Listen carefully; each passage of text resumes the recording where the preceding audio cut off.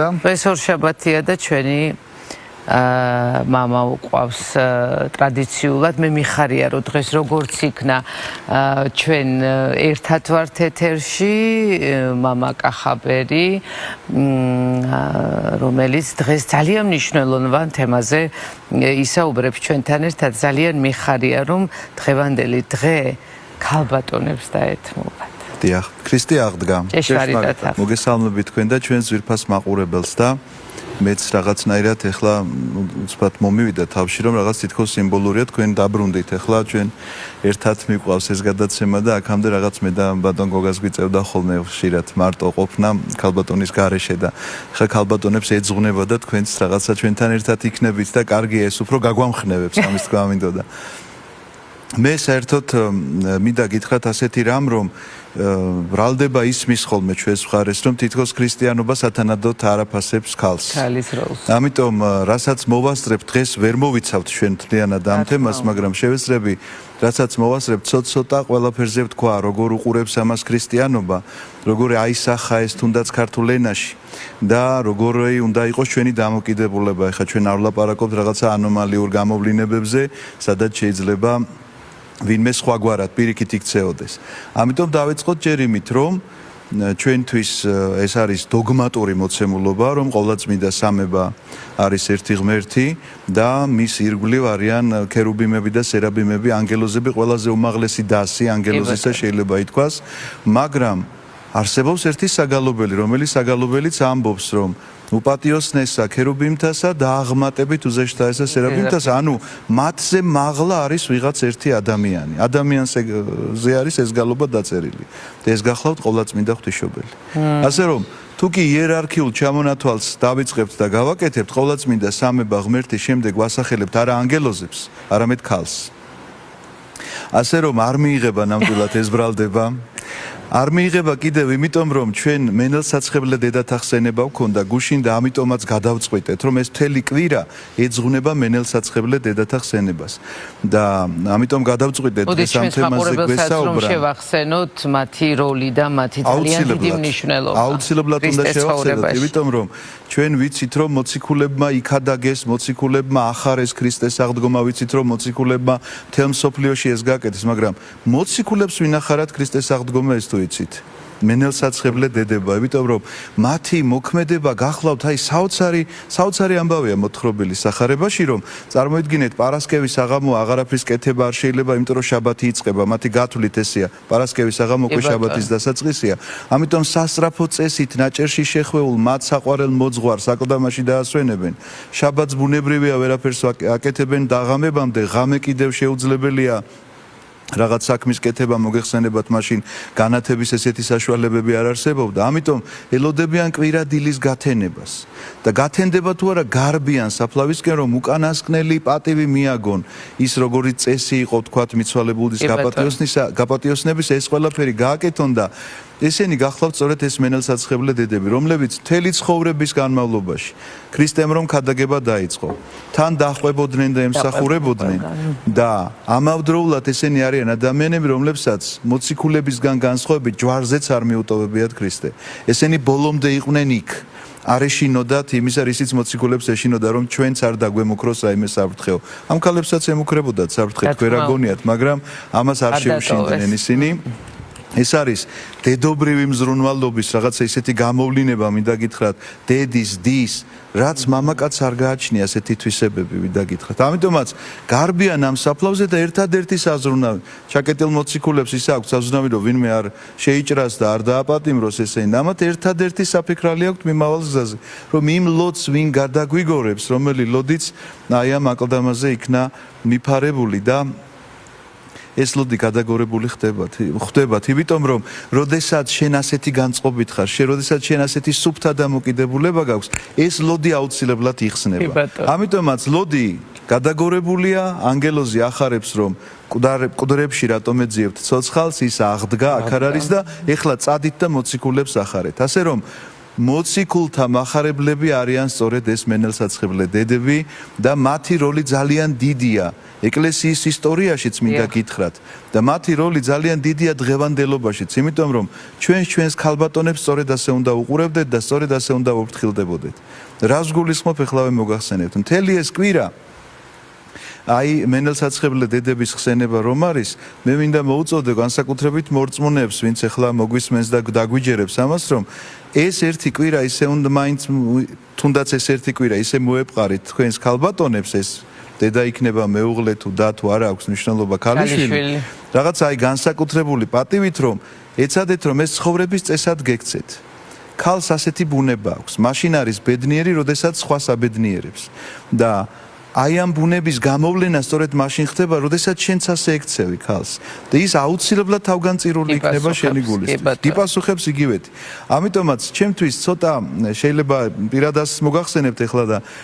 ვინმისთვის შეიძლება არ იყოს მოსაწონი მაგრამ მაინც ვიტყვი აბსოლუტურად გაუგებარი წარმომავლობა იმ თარიღისა რომელსაც ჩვენ 8 მარტს ვეძახით და 3 მარტს ვეძახით მე მირჩევნია რომ ეს იყოს და მთელი კვირა გრძელდებოდეს ეს ზეიმი და ქალთა დღეები ამას ერქვას ვიდრე გაურკვეველი ისტორიის რაღაცა დღეები რომელიც რატომ დადგინდა ისიც კი არ ვიცით მისი ისტორიაც არ ვიცით და ეს ისტორია ზუსტად ვიცით მე სიხარულით მიულოცავ მენელსაცხებლე დედების ხსენებას ნებისმიერ ქალბატონს და გაურკვეველი ისტორიის დღეს არ ვიცი რატომ მიულოცო რა ვიცი შეიძლება გამიბრაზდეს ვინმე მაგრამ ესეც მინდოდა მეთქვა და რამდენიმე რამ კიდევ მინდა რომ მოვასწრო არის სხვათა შორის დასაფიქრებელი თან ერთი კვირა როა ძალიან მომეწონა სხვათა შორის რომ ერთი კვირა მიზელი კვირა მენელსაცხებლე დედების ხსენება სწორედ რომ მართლმადიდებლური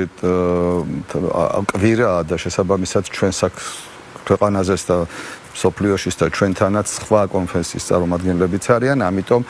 მათ ვერ ვეტყვით რომ აღნიშნონ თქვათ მენელსაცხებლე დედათა კვირეული, იმიტომ რომ ეს მათ რელიგიურ ასე თქვათ არა ბატონო, ჩვენ არ უნდა უთხრათ რომ მენელსაცხებლე დედების დღეები აღნიშნონ როგორც ქრისტიანული ეკლესიის წევრ. ჩვენ უნდა უთხრათ რომ ქალთა დღეებს აღნიშნავთ ჩვენი ქვეყანა და მათაც შეუძლიათ მიიღონ ამაში მონაწილეობა, იმიტომ რომ ჩვენ არ დავაძალებთ მათ რაღაცა რელიგიურ თქვათ საიდუმლოებებში მონაწილეობას, მით უმეტეს სხვას კი არა შეიძლება მართლმადიდებელი ერქვას პირობითად და რაღაცნაირად ხო რაღაცა ეკლესიური ცხოვრებაში არ იყო იმასაც ვერ დავაძალებთ ჩვენ ამის გაკეთებას რომ გინდა თუ არა რახან ეს დღეა შე რაღაცა თქვა საეკლესიო იმაში მიიღე მონაწილეობა მსახურებაში არა უბრალოდ თუ ქვეყანა ასე გამოხატავს ამას აი მაგალითად 100.000 მოწამის დღეს რამდენი კაცი იკრიბება და ხიდიდან ყვავილებს ჩაუშვებენ ხოლმე და იქ მინდა გითხრათ რომ უამრავი ტრადიცია რომელსაც სხვათა შორის პატრიარქმა დაუდო საფუძველი და ამ თემაზეც მე ნასაუბრები ვარ რეალურად რელიგიური საფუძველი აქვს, მაგრამ მე უკვე ტრადიციად იქცევა უბრალოდ ქვეყნის და ზოგჯერ სრულიად გაუაზრებლად ვაკეთებთ რაღაცას, რაც აბსოლუტურად გაუაზრებლად ვაკეთებთ ბევრ რამეს და მათ შორის მე ვთქვი დასაწყისში რომ მიგანიშნეთ რომ ქართულმა ენამ როგორ ასახამეთქი და არ ვიცი თუ დაფიქრებულ ხართ თქვენ ოდესმე ამაზე მე თვითონ ვერ დავიბრალებ არ ვარ ამ იდეის ავტორი ეს გახლავთ ბატონი გრივერ ფარულავა იყო ასეთი ჩვენი პროფესორი სასულიერო აკადემიაში და მან მიმაქცევინა ყურადღება ერთხელ პირად საუბარში მითხრა და ალბათ ლექციაზეც ექნება ნათქვამი სხვა ჯგუფში ყოველ შემთხვევაში ჩემთან არ მახსენდება რომ რომელიმე ენაში თუ გინახავთო რომ ჯერ ქალი სახელდებოდეს და მერე მამაკაცი აი მაგალითად ჩვენ ვამბობთ ქალვაჟი დედმამა ცოლ-ქმარი დაძმა აუცილებლად ჯერ ქალს ამბობენ მე ნებისმიერი ენა რომელზედაც მე ხელი მიმიწდება გონება უბრალოდ მიმიწდება ყველგან იწყება პირიქით ჯერ მამაკაცი სახელდება და მერე ქალი ამიტომ თქვა ინგლისურში brother და sister მაგრამ ქართულში ამხოლოდ ეს ანუ ენამაც კი ესე გამოხატა ეს პატივისცემა მიუხედავად იმისა რომ იერარქიულად ვიღაცამ შეიძლება შეგვედაოს ახლა ქალი მაგალითად არ ხდება სასულიერო პირი არ ხდება მღვდელმოქმედი არა აქვს ამისი უფლება ჯულის მიხედვით და ეს თითქოს რაღაცნაირად აკნინებს ქალს კი არ აკნინებს მე მინდა პირიქით თქვა ეს ძალიან წინ წამოსწევს მის როლს იმიტომ რომ მას უფრო მნიშვნელოვანი საქმე აქვს და ეს მნიშვნელოვანი საქმე შვილების გაზრდა და მათთვის სიწმინდეების გადაცემა და ეს მსახურება ნამდვილად მამაკაცებს უნდა კონდეთ მინდობილი იმიტომ რომ ის უფრო დიდია და სხვათა შორის აი ბიბლიაში ძალიან ბევრი ესეთი ხაზგასმული საკითხია, რომ მამაკაცი კი შეიძლება ეწირებოდეს კიდეც რაღაც ამ სიწმინდის დაცვას და თავისი თქვათ რაღაცა